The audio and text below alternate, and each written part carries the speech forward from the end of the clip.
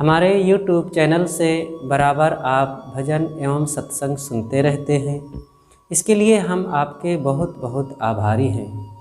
कृपया आगे भी कबीर आश्रम कौशाम्बी हमारे चैनल से सुनते रहने के लिए इसे लाइक, शेयर और सब्सक्राइब ज़रूर करें। धन्यवाद। भी कभी 10, 5, 2, 4% कभी आ गए तो आ गए। बहुत दुख दुख की खानी, तब बची हो जब राम ही जानी। सदगुरु कबीर का ये वचन है। कई बार कहते हैं बहुत दुख दुख दुख की खानी, 3 बार। त्रैवाचा, किसी बात को जोर डालने के लिए 3 बार कहा जाता है ना। आप जब नहीं करना चाहते हैं काम, कोई कहता है यार काम कर लीजिए, कहते नहीं करेंगे नहीं करेंगे नहीं करेंगे, 3 बार जोर डालते हैं। तो सदगुरु कबीर भी कहते हैं बहुत दुख दुख दुख की खानी, तब बची हो जब राम ही जानी। ये संसार में आना, ये शरीर का जन्म होना बहुत दुख है, और इससे तब बचेंगे जब राम को जानेंगे, राम को समझेंगे। राम क्या है, इस बात को समझ लेना चाहिए। सदगुरु कबीर का राम ये सबके अंदर जो बैठा है, जिसे जीव कहते हैं, जिसे आत्मा कहते हैं, जिसे परमात्मा कहते हैं, जिसे गॉड कहते हैं, और कई नाम है उसके, भगवान कह लो। ये जीव के ही बहुत नाम हैं, पर्यायवाची शब्द हैं। जैसे पानी, वाटर, तो नीर, आप, जल एक ही चीज़ का नाम है। ऐसे ही ये जीव के कई नाम हैं। तब बची हो जब राम ही जानी, जब इसको आप जानेंगे, इसके महत्व को समझेंगे, तब न दुख से बचने का प्रयास करेंगे। शेर जब अपने को समझा कि मैं शेर हूं, शेर का बच्चा भेड़ के झुंड में आ गया था बचपन से, तो ये भूल गया था कि मैं शेर हूं। जंगल से गडरिया पकड़ लिया था। हुआ एक शेरनी के पास एक छोटा सा बच्चा था। अभी मुश्किल से 1 दिन या 2 दिन का रहा। एक नदी छलांग लगाना था, तो वहीं पर वो बच्चा गिर गया। घेराव में पड़कर शेरनी तो निकल गई, लेकिन अब नदी के उस पार वो बच्चा छूट गया। तो बच्चा को गडरिया पा गया, अपने भेड़ में ले लिया, दूध पिला के बड़ा किया। अब बहुत सुरक्षा देने लगा वो शेर, क्योंकि अपने को नहीं समझा कि मैं शेर हूँ, अपने को भेड़ समझ लिया।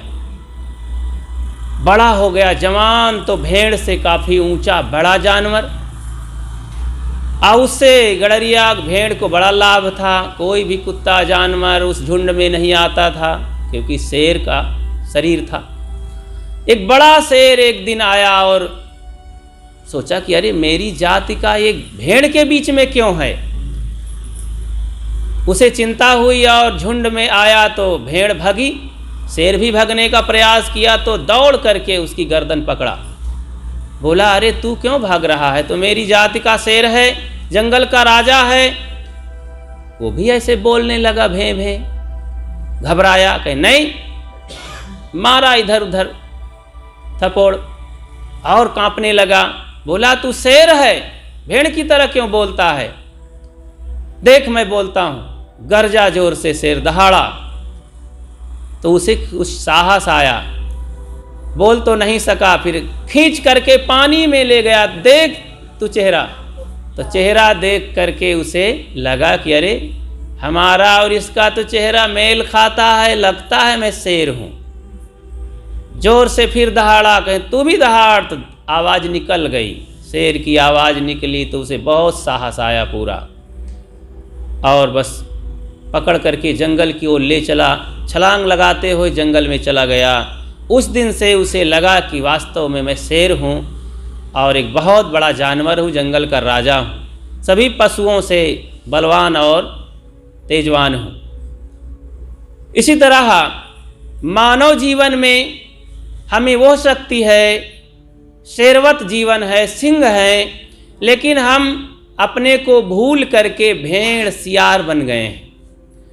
इसीलिए तो अपने ही बनाए तमाम पत्थर की पिंडियों में और कागज के फोटो में देवी देवताओं में जा जा करके कहाँ कहाँ सिर रगड़ रहे हैं, भोग मोक्ष मांग रहे हैं। अपने ही तमाम भ्रम जाल में फंस करके कोई झाड़ फूंक में पड़ा है तो कोई बाबाओं के चक्कर में पड़ गए हैं, कोई अंगूठी में सभी ग्रहों को बांध लिए हैं, कहीं ज्योतिषियों के पास जा रहे हैं, कहीं नदी नहाने में अपना कल्याण मानते हैं, कहीं किसी प्रकार से। अरे भाई जागो, हिम्मत करो, शेरवत बनो, दहाड़ो कि हम मनुष्य हैं, मनुष्य में सारी शक्ति है, मानो तू सबसे महान। अरे मनुष्य तू महान प्राणी है, तेरे ही कला कौशल से सारे भगवान पल पुस रहे हैं, देवी देवता भी जाग रहे हैं, नहीं सब मिट्टी हैं। जब कभी जाना हो, दिल्ली में वो व्यवस्था हुई है, एक स्वामी नारायण संस्था है, गुजरात से पनपी है। यहीं उत्तर प्रदेश के एक संत, गोंडा जिला के वो संत हैं, गुजरात गए तो वहाँ चमक गए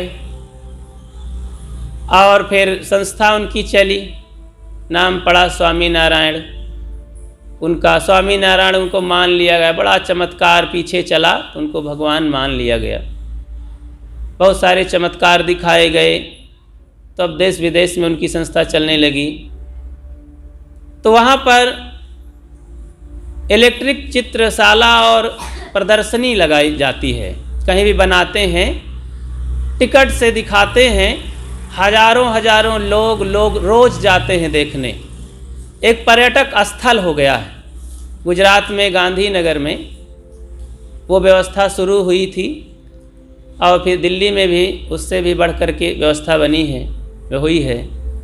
तो पहले जब प्रवेश करते हैं उनकी प्रदर्शनी में, 3 घंटा का शो होता है, तो संतों की और पुराना इतिहास, संत ऋषि मुनियों की बातें सब दिखाते हैं, संत महात्माओं का प्रवचन सुनाते हैं, तपस्या संतों की दिखाते हैं, कैसे कैसे ऋषि मुनि तपस्या करते थे, पानी बरसता है तो वहाँ सांप बिच्छी सब रहते हैं जंगल में। इस तरह से वो इलेक्ट्रिक सिस्टम से सब दिखाया गया है। तो पहले जब प्रवेश करते हैं वहाँ एक बड़ा सा पत्थर है, पत्थर एक बैरिंग में रखा गया है कि नाश्ता रहता है। उस पत्थर में एक हाथ बना दिया गया है, दूसरा हाथ थोड़ा सा निकाल दिया गया, इसमें छीनी, इसमें हथौड़ी है। तो अपने को मानो गढ़ रहा है, तो थोड़ा चेहरा निकाल लिया है, नाक निकल गई है, मस्तक निकल गया, थोड़ा आँख निकल गई है, अभी छाती वो में गढ़ रहा है। दोनों हाथ निकाल लिया है पहले, तो अपने को गढ़ रहा है। तो ये शिक्षा दी गई है, ऐ इंसान तू अपने को गढ़ करके सुंदर बना। तो भी जैसे इस पत्थर में मूर्ति ये निकाल रहा है अपने से, ऐसे तुम भी अभी इंसान नहीं हो, अभी अनगढ़ हो। अपने विवेक विचार से छीनी और हथौड़ी, विवेक रूपी छीनी, विचार रूपी हथौड़ी लेकर के अपने को गढ़ो। सत्संग में जाकर के उसी प्रेरणा लें, संत गुरुजनों से पूछें, तो आप सुंदर मूर्ति बन सकते हैं, सुंदर मनुष्य बन सकते हैं।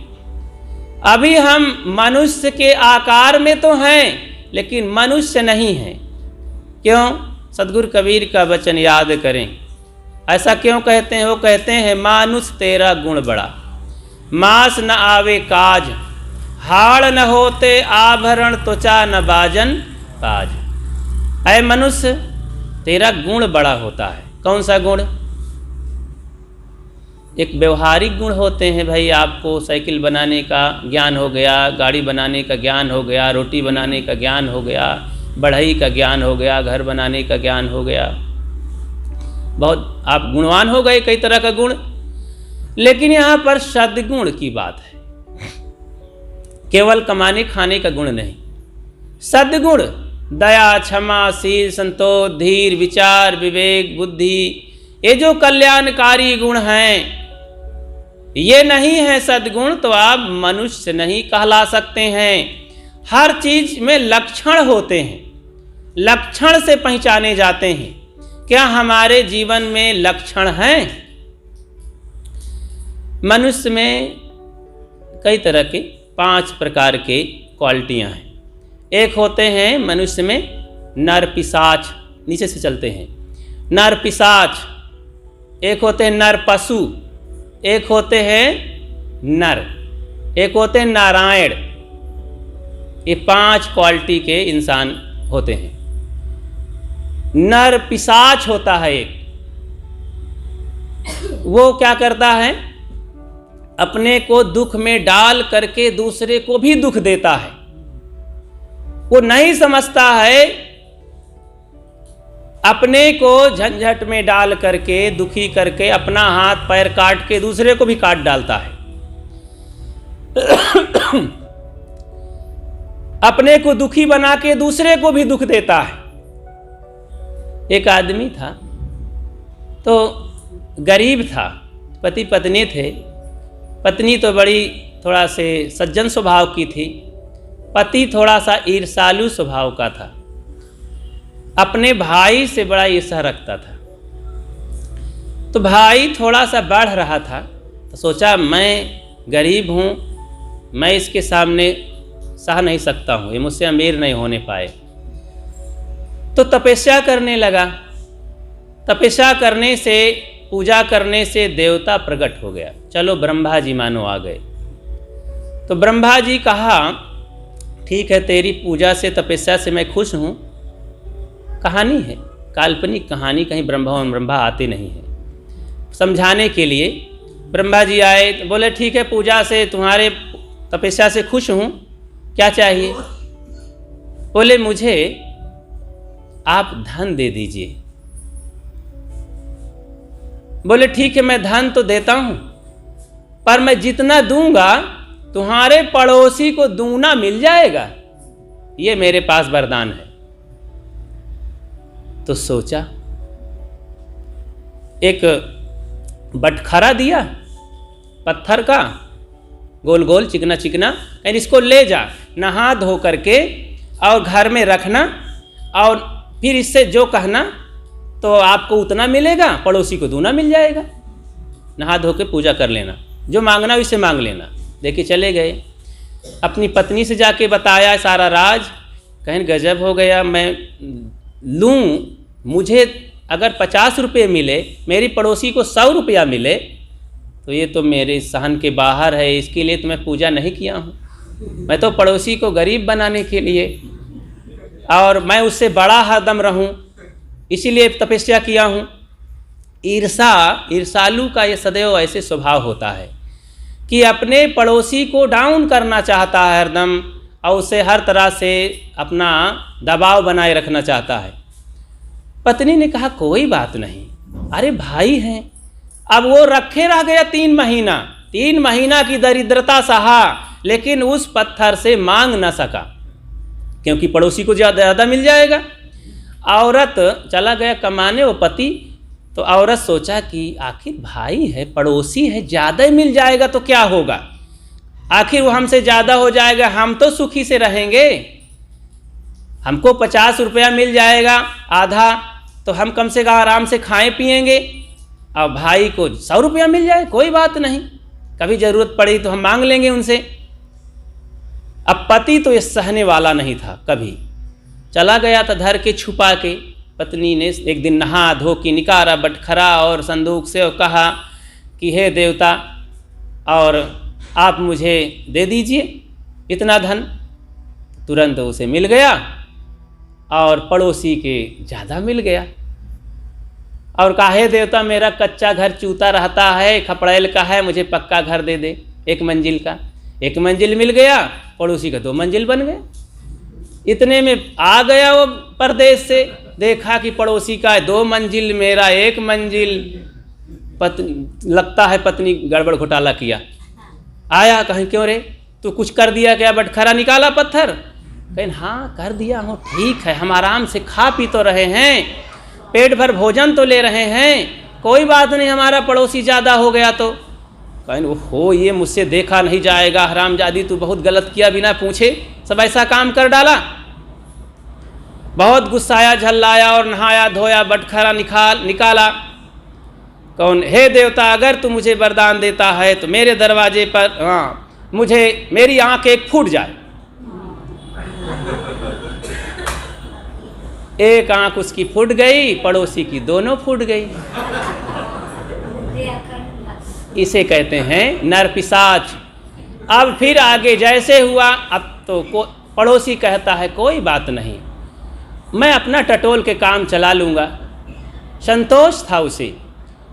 औरत को तो दुख हुआ कि क्या ये कर डाला, बताइए, पड़ोसी एक उसका अंग भंग हो गया। लेकिन ये कहा कोई बात नहीं, ले अब 2 मंजिल का लाभ ले, मैं तो एक आंख से काम चला लूँगा। तो फिर वो मज़े से दोनों आंख से टटोल के बढ़िया हंसता बोलता। कहीं ना अभी ये नहीं मानता है, अभी बढ़िया रह लेता है। तो फिर नहाया धोया 4 दिन में, और फिर कहा हे देवता, हे बटिया, तो अगर खुश है मेरी पूजा से तो मेरे दरवाजे पर एक कुआं हो जाए। तो एक कुआं खुद गया, उसके सामने मकान के 2 कुआं हो गए। तो क्या हुआ, बेचारा एक दिन निकला जैसे दरवाजे से वही कुएं में चला गया। तो तब खुश हुआ कि ले अब मिला मजा। तो अपनी आंखें फोड़ करके दूसरे को फोड़वाना चाहता है, इसे नर पिशाच कहते हैं। दूसरा नर पशु होता है। नर पशु के क्या होता है, जैसे पशु होता है, पशु के सामने उसी का बच्चा ट्रेन में कट जाए तो गाय या भैंस गर्दन उठाएगी, एक बार चौंक जाएगी और एक कदम पीछे आएगी, गर्दन नीचे करेगी और आराम से घास चरने लगेगी, कोई संवेदना नहीं होगी उसे। मतलब उसे दूसरे के पीड़ा, मरने कटने में कोई दर्द नहीं होता। कुछ लोग ऐसे होते हैं, पड़ोसी दुखी है कि हमारा भाई दुखी है, थोड़ा सा होता है कि अरे क्या है, अपना कर्म फल भोग रहा है, हमको क्या करना है, थोड़ा सा संवेदना हो जाती है। ज़्यादा कोई मदद वदद नहीं करता है, उसे कहते हैं नर पशु। पशु कितना ममता होती है थोड़ा से, बस, ज़्यादा नहीं। थोड़ा सा ज्ञान होता है, सहयोग की भावना नहीं रखती है। एक होता है नर। नर आदमी क्या करता है, अरे राम नाम, इसको तो बड़ा तकलीफ़ है, चलो थोड़ा मदद कर देते हैं। मदद कर देता है, लो भाई आपके पास नहीं खाने को, आपको कपड़े नहीं हैं, आपका मकान गिरा हुआ है, थोड़ा सहयोग कर लो। वो क्या है, नर आदमी है, मनुष्य की श्रेणी में थोड़ा आ रहा है। और एक 5वें नंबर को होता है नारायण। नारायण क्या करता है, वो तो बेचारा रोने लगता है कि उसका दुख अपना समझ लेता है कि अरे घाव काहि पल घालो, जित देखो तित प्राण हमारो। सदगुरु कबीर कहते हैं मैं किसको चोट पहुँचाऊँ, सब मेरे प्राण से प्यारे हैं, आखिर सब मेरे ही प्राण हैं, तो किसको मैं दुख दूँ। इसलिए सब लोग अपना कल्याण करो। दादा भाई बाप के लेके चरण हुई हो बंदा, आपकी पुरिया जो निर्वारे सो जन सदा आनंदा। तो ये मानव जीवन रूपी पुड़िया को निर्वार करने से दुख मिटेगा। और दुख मिटाने के लिए हम राम की पहचान करें, अपने अंतरात्मा की पहचान करें। असल में जब राम की पहचान करेंगे ना, तो राम के एक विरोधी तत्व है। जैसे जब आप राम की पहचान करें तो रावण का पता चलेगा कि नहीं, अथवा रावण की पहचान करो फिर तब राम के ताकत का पता चली। 2 में से एक की ताकत का पता लगाना होगा आपको। तो राम की जब परीक्षा करेंगे, पहचान करेंगे, तो दूसरा इसके अंदर ये शरीर है, ये 4 तत्वों का बना है जड़।